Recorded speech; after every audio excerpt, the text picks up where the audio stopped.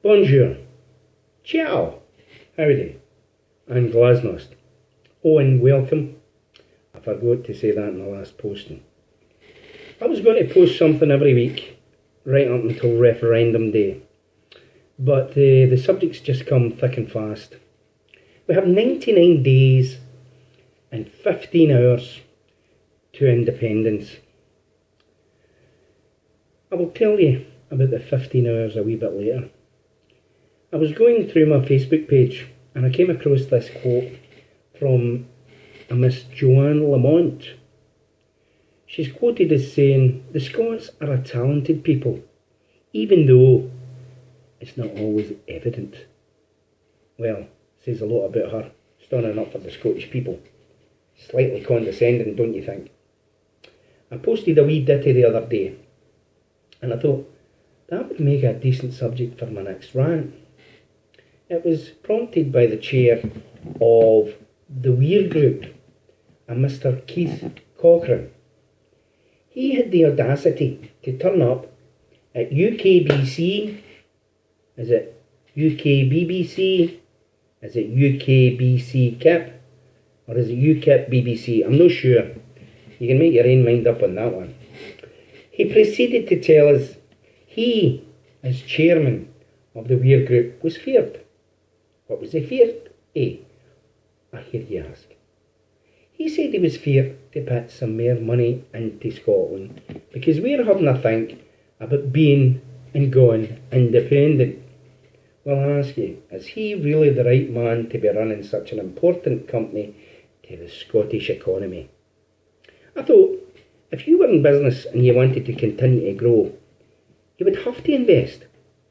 Well, Mr. Cochrane, you have a business here in Scotland, doing quite all right by your accounts. And it is your accounts, it's your interim report. I've had a wee look at them. And should you choose no to invest, I'm quite sure your shareholders would be wanting to have a wee word in your share like. Let's take a wee look at the numbers of this big hitter in the Scottish economy. Employee numbers in Europe. They have 53 facilities Europe-wide. That staffs 3,090. The average of that over Europe is 58 people per facility. Quoted for their interim report, no made up by me. Simple maths. Or is it math? As most of their business is done overseas. Now, I'll no belittle any employer, because odd jobs are important. But like any business, if they weren't making a profit here in Scotland, they are big enough to up sticks and take their business where it will make a profit. Now, loyalty and morals do not exist in today's business environment. If it's cheaper over there, no, I'll hang fire on that one, because there's a few companies we could talk about there. That's a rant for another day. But I will say to Mr. Cochrane, et al., the businesses you've built here still need to be serviced. And you're leaving.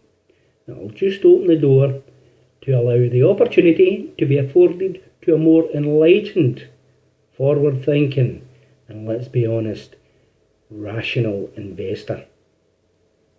Just this week, the Scottish Government announced inward investment hit its highest point since 1997, 16 years, creating over 4,000 jobs.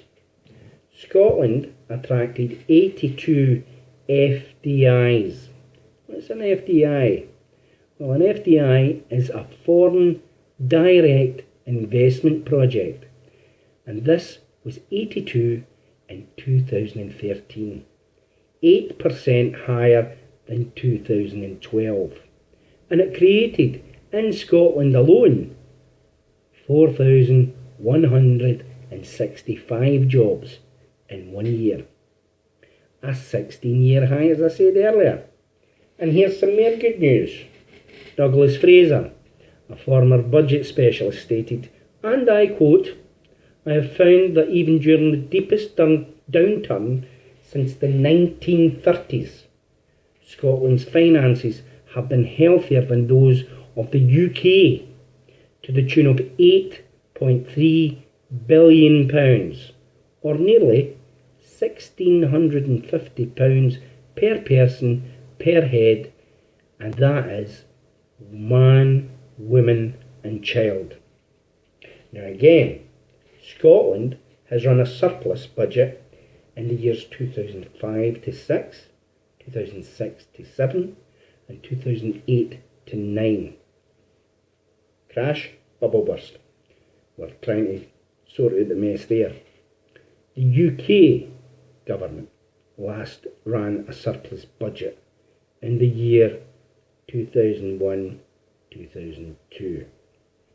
Furthermore, Scotland has generated more tax per head than the UK as a whole for every one of the last 33 years. Almost as long as we've had that awful burden oil. So be aware, all who would try to blackmail this wee nation, such as your B&Qs and your Barhead Travels and Weir groups. Our pound is our pound. Be assured that as our pound is accepted not only by the naysayers, but also by the inclusive, open and ethical international companies. We, the people of Scotland, will decide where, when and who with we spend our pound.